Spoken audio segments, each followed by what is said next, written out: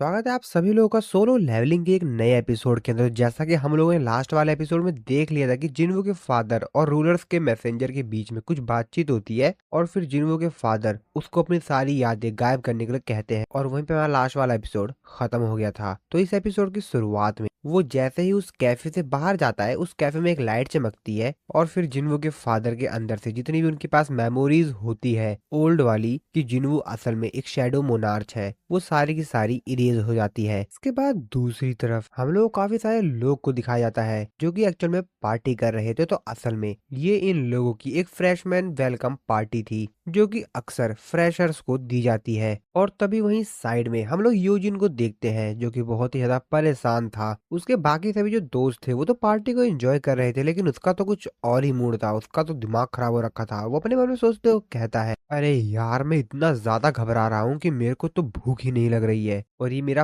पहली बार है जब मैं एक फ्रेश वेलकम पार्टी को अटेंड कर रहा हूँ। तो एक्चुअल में वो इसकी एक फ्रेशर वेलकम पार्टी थी, लेकिन उसको उस रेस्टोरेंट का जो माहौल होता है वो तो काफी ज्यादा अजीब लगता है। अपने मन में सोचते हुए कहता है कि मैं काफी अच्छी फैमिली में पला बड़ा हूँ, लेकिन यहाँ के खाने देखकर, आसपास के नजारों को देखकर ऐसा क्यों लग रहा है कि मैं इस चीजों को पहले भी देख चुका हूँ। मुझे नहीं पता ऐसा क्यों हो रहा है, लेकिन मुझे अंदर से ऐसा लग रहा है कि इन सब चीजों को मैं पहले से भी जानता हूँ। और तभी उसके बगल में उसका सीनियर आता है जिसपे वो यूजिन से कहता है, अरे रिलैक्स यूजिन, तुम इतना ज्यादा चिंता मत करो, तुम बहुत ज्यादा नर्वस हो गए हो, चिल मारो यार, चिल मारो। जिसपे वो कहता है कि नहीं नहीं सर, ऐसी बात नहीं है सर, वो और एकदम नॉर्मल रहो, तुम बहुत ही ज्यादा फॉर्मल बन रहे हो, अभी हमारे पुराने दिन नहीं है, एकदम चिल हो जाओ। और वो योजिन से कहता है कि योजिन ध्यान से सुनो, तुम मेरे आसपास रिलैक्स हो सकते हो, लेकिन एक चीज का याद रखना, एकदम सावधान रहना। यहाँ आसपास एक सीनियर है तो उस सीनियर से थोड़ा सा संभल के रहना। हमारे डिपार्टमेंट में एक सीनियर है और वो थोड़ा सा ज्यादा ही खतरनाक है, मतलब काफी ज्यादा डरावना है, तो तुम थोड़ा सा उसे संभल के रहना। अब ये चीज सुनकर यूजिन तो और भी ज्यादा घबरा जाता है। वो पहले से ही घबराया हुआ होता है, लेकिन अब इस बात को सुनकर वो और भी ज्यादा घबरा जाता है। ऐसा नहीं है कि वो अपने जूनियर्स को डराना धमकाना पसंद करते हैं, लेकिन वो अकेले ही अगर तुम्हारे सामने खड़े हो जाएंगे, उनकी प्रेजेंस ही इतनी ज्यादा डरावनी है कि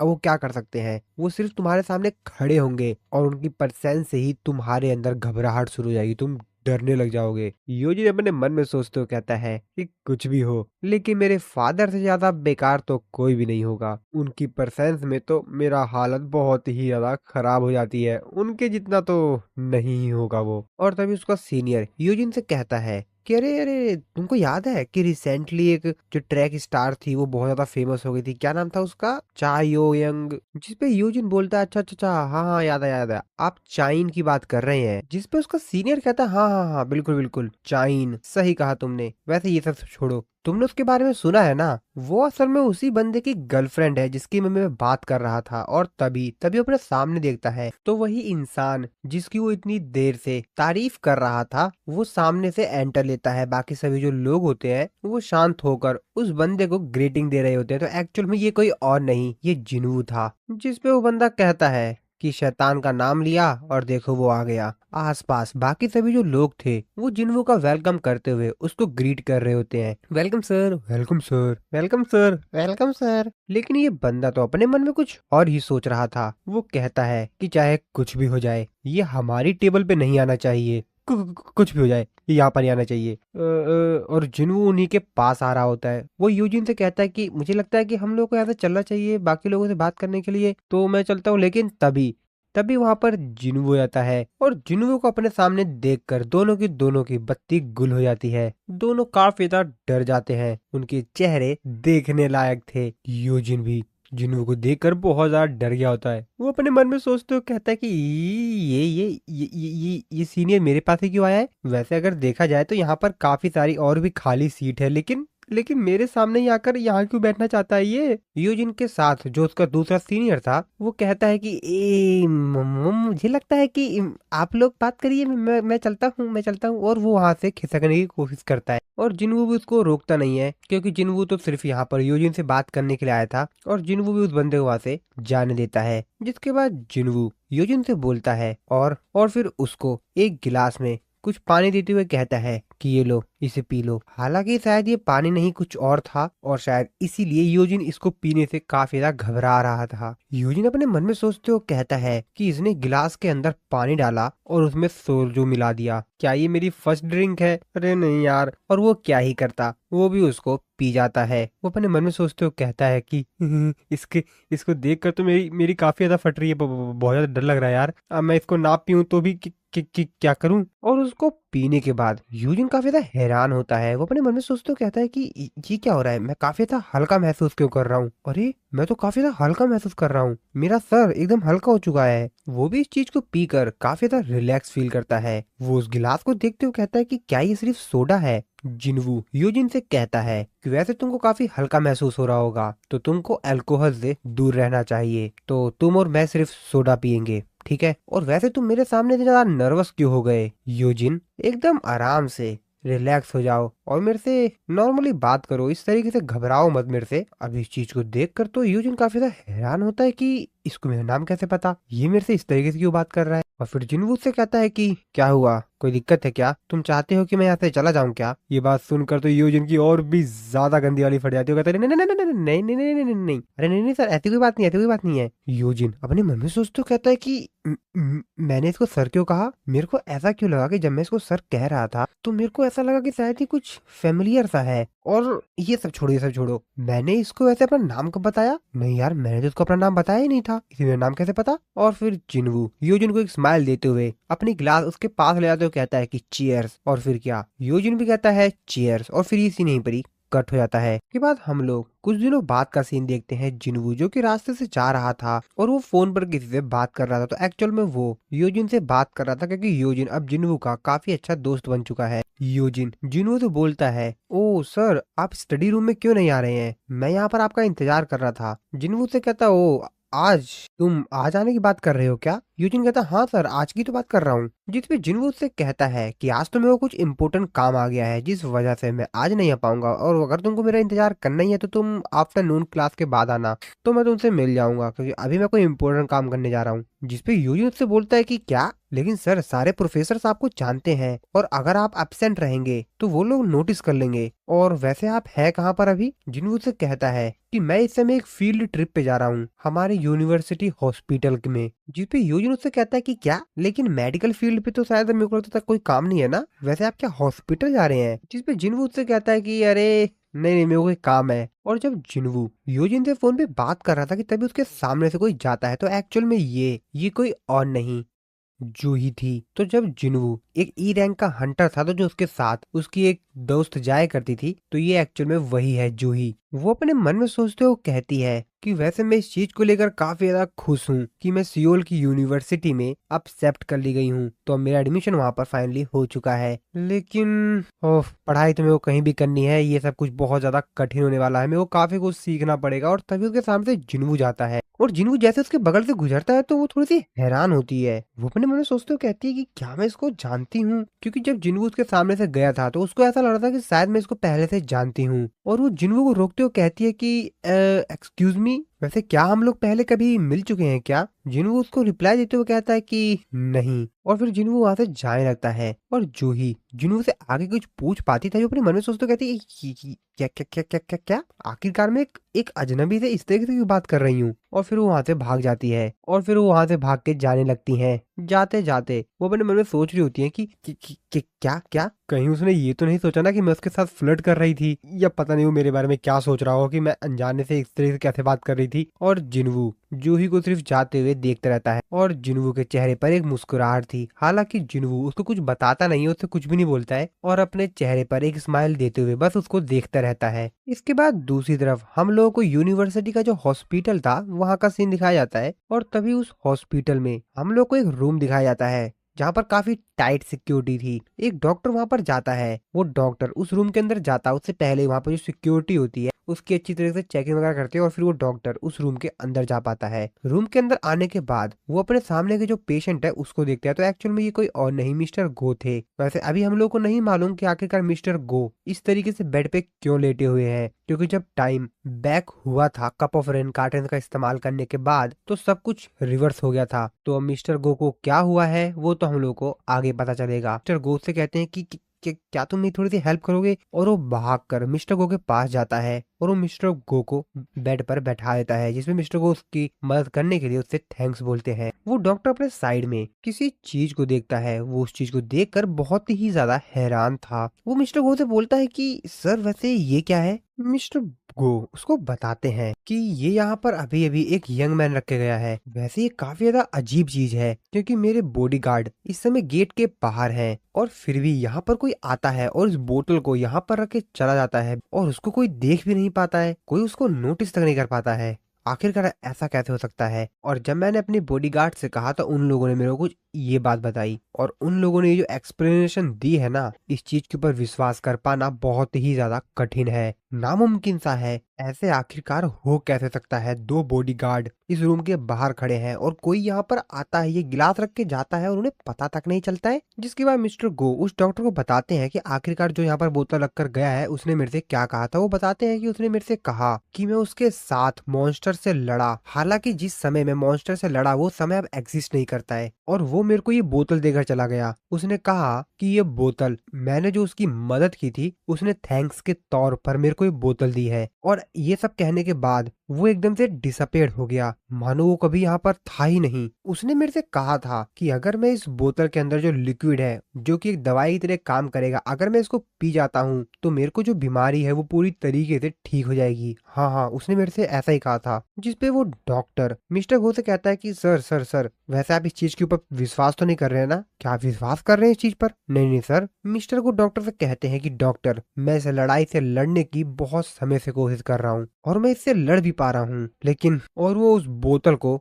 उठा लेते हैं। वो डॉक्टर से कहते हैं कि डॉक्टर इससे कोई भी फर्क नहीं पड़ता कि वो लड़का झूठ बोल रहा था या सच। वैसे डॉक्टर मैं तुमसे एक चीज पूछना चाहूंगा, अगर मैं इस चीज को नहीं पीता हूँ तो आखिरकार मैं कितने लंबे समय तक जिंदा रह पाऊंगा? कितना समय है मेरे पास? जिसपे डॉक्टर बस अपना मुंह नीचे करके उनसे कुछ भी नहीं बोलता है। मिस्टर को समझ जाते हैं कि अब उनके पास ज्यादा समय नहीं है, और इसीलिए वो उस बोतल की जो कैप होती है उसको हटाते हुए डॉक्टर से कहते हैं कि अगर इसको पीने के बाद मेरे साथ कुछ भी हो जाता है तो ये मेरी ही जिम्मेदारी होगी, इसके लिए कोई और जिम्मेदार नहीं होगा। मैं चेयरमैन गो, जो कि इस बीमारी से अंत तक लड़ता रहा, मैंने इससे गिव अप नहीं किया। और फिर वो उस बोतल की कैप को हटाकर उसको पी जाते हैं, और उस लिक्विड को पीने के बाद वो बेड पर लेट जाते हैं। डॉक्टर मिस्टर गो से कहता है कि ठीक है सर, अगर किसी भी प्रकार की कोई प्रॉब्लम होती है तो आप मेरे को तुरंत कॉल कीजिएगा। और ऐसा कहने के बाद डॉक्टर वहां से चला जाता है। मिस्टर गो भी अब आराम कर रहे होते हैं और इंतजार कर रहे होते हैं कि आखिरकार इस दवा का असर कब होगा, इस दवा का असर नेगेटिव होगा या पॉजिटिव होगा। और फिर कुछ समय बाद जैसे ही धूप उनके ऊपर पड़ती है और उनका हाथ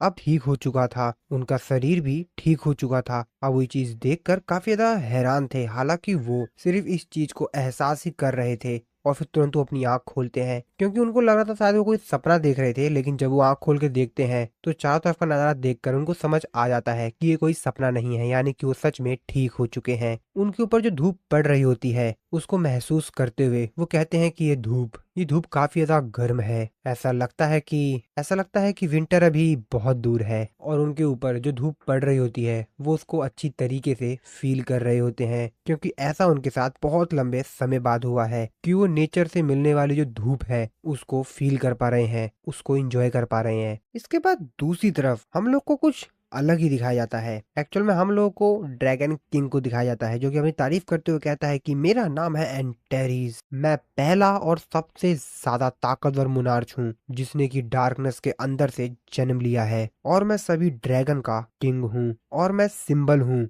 डर का और डिस्ट्रक्शन का। बिल्कुल सही। और जो लोग मेरे को जानते हैं वो मेरे को बुलाते हैं द ड्रैगन किंग, वो भी बहुत रिस्पेक्ट के साथ। अजी घंटा, जिनवू तो नहीं बुलाया था तेरे को? जिनवू को तो उसका नाम तक नहीं पता था। चल झूठे। लेकिन एक दिन जब मैं डायमेंशन रिफ्ट के अंदर छिपा हुआ था और धरती पर अटैक करने की तैयारी कर रहा था अपने 10 मिलियन सोल्जर्स के साथ, कि तभी मैंने अपनी आंख खोली। मैंने अपने शरीर को एक लड़के के अंदर पाया। मैं काफी ज्यादा हैरान था कि आखिरकार मैं इस इंसान की बॉडी के अंदर क्या कर रहा हूँ। तो एक्चुअल में कोई और नहीं, ये जिनवू का ही रूप था, जब जिनवू ई रैंक का हंटर था तब का।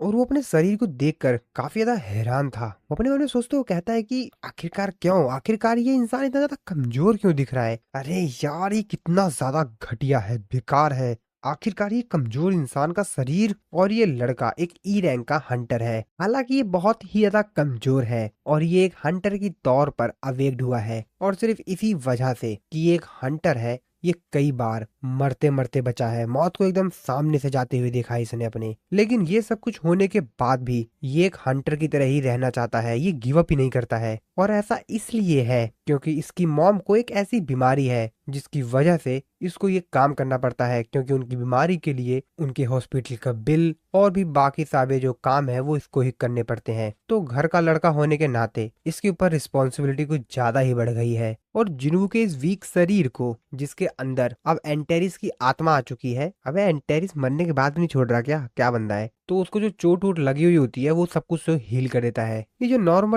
नॉर्मल चोटें है ना, इसको तो मैं बस यूं बड़े ही आसानी से हील कर सकता हूँ, अपनी बस थोड़ी सी पावर का इस्तेमाल कर कर। तो अभी उसके साइड में जो फोन रखा हुआ होता है वो बजने लगता है। उस फोन को पिक करता है, वो कहता है हेलो कौन है? तो उसको एक्चुअल में उसको एक साथी था, उसने कॉल किया था, जो कि उसको बताता है कि मिस्टर सांग जिनवू, ऑलमोस्ट हमारी रेड का टाइम आ गया है, कहाँ पर हो तुम? जल्दी आओ। क्या तुम फिर से लेट होने वाले हो क्या? ये बात सुनकर वो बहुत ज्यादा गुस्सा हो जाता है। वो उसको उल्टा सीधा बोलने वाला था, बट वो कंट्रोल करता है, कहता है तेरे को तो मैं देख लूंगा बेटा, रेड पर ही रुक। और फिर वो बंदा उसको काफी ज्यादा सुनाता है कि जल्दी समय पर आया करो, तुम हरदम लेट कर देते हो, आज समय पर आना किसी भी प्रकार से, जल्दी करो। तभी उसको एक लड़की का भी कॉल आता है, जो कि उसको इसी तरीके से सुना रही होती है। वो अपने मन में सोचते हुए कहता है कि ये लड़की, मैं इसको छोड़ूंगा नहीं, आखिरकार ये मुझ जैसे महान ड्रैगन किंग से इस तरीके से बात कैसे कर सकती है। और वो उससे पूछता है कि वैसे तुम कहाँ पर हो, जिस पे लड़की उससे कहती है कि तुम क्या सोच रहे हो, तुम जल्दी करो, जल्दी आओ, हम लोग गेट के सामने हैं, तुम्हारा इंतजार कर रहे हैं। और आखिर आज तुम इस तरीके से हम लोगों से किस तरीके से बात कर रहे हो, तुम इस तरीके से रूड बिहेवियर कैसे कर रहे हो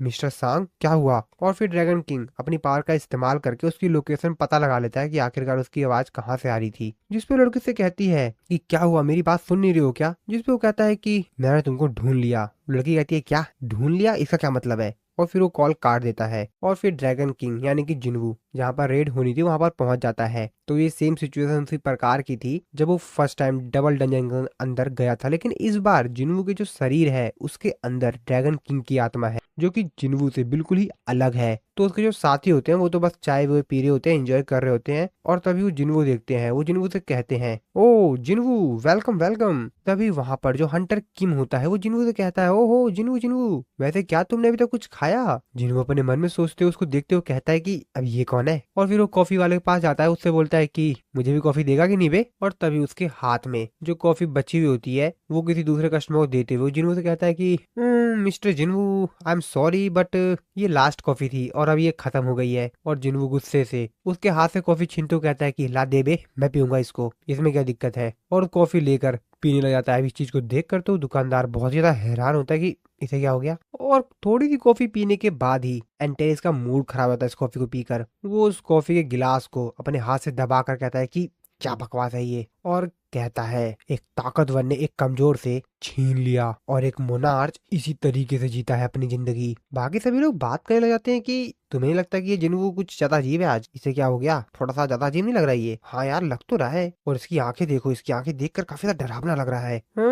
शायद ये थोड़ा सा चिल महसूस करना चाह रहा है, छोड़ो ना। और तभी वहां पर जूही आती है, वो जिन्वू से बोलती है कि जिन्वू तुम फिर से घायल हो गए, ये तुम्हारे फेस पर क्या हुआ, ये बैंडेजेस वगैरह क्यों लगाए हैं? ड्रैगन किंग जूही को देख रहा होता है, अपने मन में सोचते हुए कहता है कि ये सारे के सारे इंसान कितना ज्यादा बोलते हैं। जूही जिन्वू से कहती है यानी कि ड्रैगन किंग से कि क्या हुआ, क्या हुआ तुम्हारे साथ? और तभी जो उनका लीडर होता है आज की रेड का, वो उन सभी लोगों से कहता है कि सभी लोग ध्यान से सुनो, आ जाओ फटाफट, चलो चलो हम लोग चलते हैं अब। तो एक्चुअल में यहाँ पे जो उनका लीडर था वो मिस्टर सॉन्ग ही था, क्योंकि कहानी तो वही चल रही है ना। तो वो बाकी सभी लोगों को बताते हैं कि आज हमारा जैकपॉट लगने वाला है, सिस्टम हिला देंगे पूरा पूरा। अपने लीडर से जैकपॉट और सिस्टम हिला देने की बात सुनकर सभी लोग काफी ज्यादा खुश हो जाते हैं और अपना दांत दिखाने लगते हैं। और सभी दर्शकों को, सारे व्यूअर्स को बता रहे होते हैं कि देखो हमारे टूथपेस्ट में आप लोग कंप्लीट कर देना इस लाइन को। अबे वेट, ये कौन है? Oh my God guys, solo leveling में सैतामा। सैतामा यहाँ पर क्या कर रहा है? भाई सैतामा इस रेड पर गया तो सिस्टम हैंग हो जाएगा। वैसे ही इस रेड पर जा क्यों रहा है? इसको अपना वन पंच मैन की सीरीज वो कंप्लीट नहीं करनी है क्या? भाई जा यार जल्दी फटाफट लेकर आया नया सीरीज। और फिर सभी लोग बहुत ज्यादा खुश हो जाते हैं, कहते हैं हाँ सर सिस्टम हिला देंगे। और एंटेरिस बेचारा क्या ही बोलता, वो मासूमों की तरह सोच रहा होता है कैसे इंसान है। और फिर ये सभी के सभी लोग डंजन के अंदर एंटर कर जाते हैं। एंटेरिस उस गेट के अंदर एंटर करता है तो अपने मन में सोचते हुए कहता है ओ तो ये गेट है है जो कि रूलर्स के द्वारा बनाया गया है। लेकिन मेरे को इस गेट के अंदर से एक मोनार्च की एनर्जी क्यों आ रही है? मेरे को ऐसा क्यों लग रहा है कि इसके अंदर कोई मोनार्च है? चलो, मेरे को इसके अंदर जाकर ही पता लगाना पड़ेगा। मुझे खुद ही इन्वेस्टिगेशन करनी पड़ेगी। और फिर ये सभी के सभी लोग उस गेट के अंदर एंटर हो जाते हैं और गेट के अंदर एंट्री करते ही एंटेरिस, जो कि इस समय जिन्वो के शरीर के अंदर था, वो बहुत ज्यादा तेजी से वहां पे जितने भी मॉन्स्टर्स आ रहे थे उनको गाजर मूली की तरह एकदम छीलते जा रहा था। बाकी सभी लोग तो बस खड़े होकर ये नजारा देख रहे थे क्योंकि उनको तो खुद भी समझ नहीं आ रहा था कि इसे क्या हो गया। और एंटेरिस काफी तेजी से जितने भी वहां पर मॉन्स्टर्स थे उन सभी को निपटाते जा रहा था। बाकी सभी लोग तो बस इसको देख रहे थे। वो सोच रहे थे कि जिन्वू इतना ज्यादा कमजोर है, एक ई रैंक का हंटर है, लेकिन आज इसे क्या हो गया है। सभी लोग बात कर रहे थे कि शायद इस डंजन के अंदर जो बीस्ट है ना, वो शायद कमजोर है, लेकिन मैं उसकी रफ्तार को अपनी आंखों से देख ही नहीं पा रहा हूँ। वो इतनी ज्यादा तेजी से इन मॉन्स्टर्स को मार रहा है। क्या मैं कोई सपना देख रहा हूँ? आखिरकार ये सब है क्या? और फिर जिन्वू वो सारे मॉन्स्टर्स को गाजर मूली की तरह काटने पीटने के बाद उन लोगों से कहता है, अबे तुम लोग किस चीज का इंतजार कर रहे हो? हम लोग को इस तरफ चलना है, चलो चलो। जिसमें मिस्टर सोंग कहते हैं कि वेट वेट, हम लोग इस चीज को वोट करके डिसाइड करेंगे। लेकिन जिन्वू उनके पास काफी तेजी से आता है, उनको एक थप्पड़ मारता है जिस वजह से बेचारे मिस्टर सॉन्ग जमीन पे जाके गिरते हैं। बाकी सभी लोग तो क्या ही बोलते हैं यार, चुप हो जाते हैं एकदम। और एंटेरिस उनकी अच्छी पिटाई करने के बाद बाकी सभी लोगों से कहता है कि बाकी सभी लोग, कोई और है क्या जो वोट चाहता है? जल्दी बताओ। अब बाकी सभी लोग क्या ही बोलते, उनकी तो बहुत गंदी वाली फट चुकी थी क्योंकि जब उनका लीडर ही एक थप्पड़ खाने के बाद शरीर से कांपता हुआ जमीन पे जाकर गिर गया था, तो बाकी सभी लोग बेचारे क्या ही करते, अपने लीडर को देखकर शांत होते हैं। और फिर इसी सीन के साथ हमारा ये वाला जो एपिसोड है वो खत्म हो जाता है। वैसे दोस्तों, इस बार जो जिन्वू के साथ हुआ था और बाकी सभी लोगों के साथ हुआ था, ऐसा कुछ भी नहीं होने वाला है क्योंकि इस बार एंटेरिस की आत्मा जिन्वू के अंदर प्रवेश कर गई है, जिस कारण से जिन्वू पूरा सिस्टम हैंग करने वाला है। तो वो लोग देखेंगे हम लोग नेक्स्ट एपिसोड में। तो इस वीडियो में इतना ही, मिलता हूं मैं आप लोगों को नेक्स्ट एपिसोड में।